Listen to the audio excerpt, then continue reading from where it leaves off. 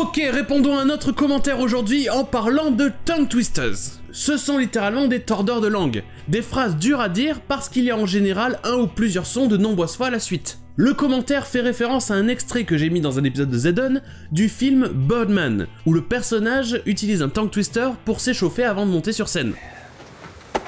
20 little leopards laughed at 2 of the lions. 20 little leopards laughed at 2 of the lions. 20 little leopards laughed at 2 lions. D'ailleurs, dans une ancienne vidéo, j'avais mis des amis au défi avec des tongue twisters en anglais. Comme par exemple celui-ci, un des plus connus. She sells seashells by the seashore. Et c'est littéralement, elle vend des coquillages sur la côte. Mais je pense que le plus connu, c'est celui-ci. How much wood would a woodchuck chuck if a woodchuck could chuck wood? Tout d'abord, a woodchuck, c'est un autre nom pour a groundhog, c'est-à-dire une marmotte d'Amérique. Give it up for the woodchucks! Hey, the woodchucks! Woodchucks!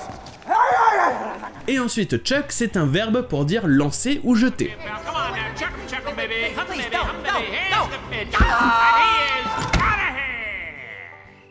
Ça va nous donner combien de bois lancerait une marmotte si une marmotte pouvait lancer du bois. Et ça, c'est un classique. Hey, Mr. Robot, how much wood would a woodchuck chuck if a woodchuck could chuck wood? 17. Et si vous voulez aller plus loin, il existe même une suite. He would chuck, he would, as much as he could, and chuck as much wood, a woodchuck would. If a woodchuck could chuck wood. Et là, littéralement, ça donne, il lancerait, il le ferait, autant qu'il pourrait. Et lancer autant de bois, une marmotte le ferait. Si une marmotte pouvait lancer du bois. Et vous en trouverez plein d'autres sur internet. Donc au lieu de vous faire une liste longue, je vais vous laisser sur un dernier contenant un mot qu'on a vu récemment.